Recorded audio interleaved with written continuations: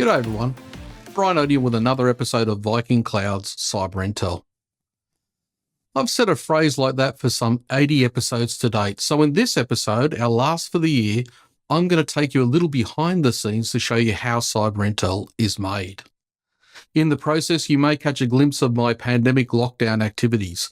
Don't judge me, I was bored at the time.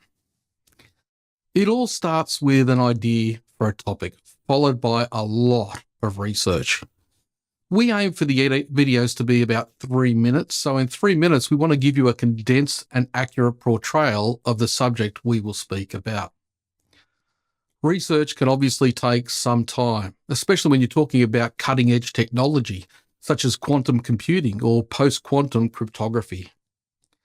As you can imagine, topics like that in 3 minutes can be a challenge. So we narrow it down to one part of the subject and handle another part in a future episode.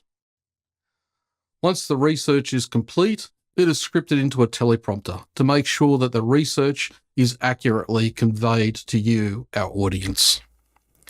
So what is involved in recording? More than you may actually think. The room I'm in is soundproof. There is soundproof insulation in the walls, soundproof plasterboards on the walls. Even the door is a solid core door. All of that ensures no noise from the outside of the room impacts the recording. But then I have to worry about echo in the room. So on key surfaces, such as to my left and above my head, there are acoustic tiles to reduce echo. I use an Apple MacBook Pro as my production platform connected to 2 Apple Studio displays in front of me. The sound out of those displays is so good I have no need for studio monitor speakers anymore. The center display below the camera acts as my teleprompter screen.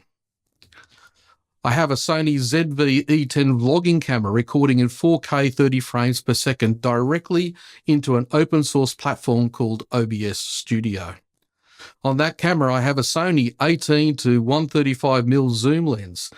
Believe it or not, the sensor inside the camera, whether an APS-C full frame sensor or some other sensor, has an impact on what the lens literally sees. So even though my lens starts as an 18mm focal point, the APS-C sensor in my camera actually makes it the equivalent of a 27mm focal point. So when sitting at a desk, that can make a big difference, and all of that has to be worked out prior to any purchases. Behind me is an Elgato green screen to allow for a choice in backgrounds later. OBS Studio is also fed by my boom microphone. It's a super hypercardioid microphone.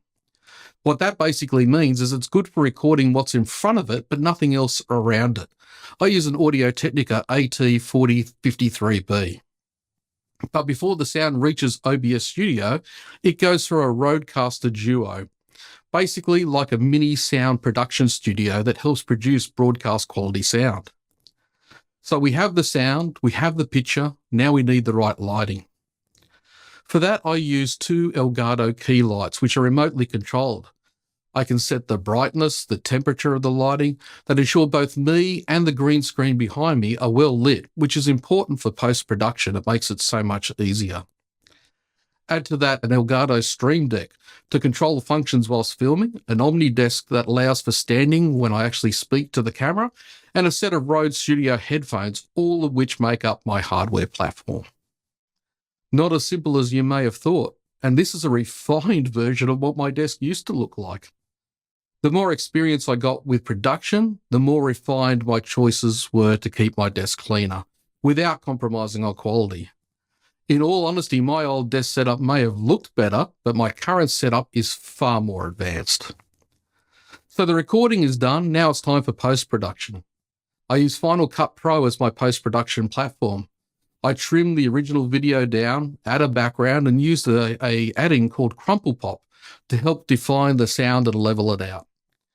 A few tweaks of lighting and sound, and it's off to our marketing team, who will then add an introduction, a stinger, and any media content used during the video before it's released.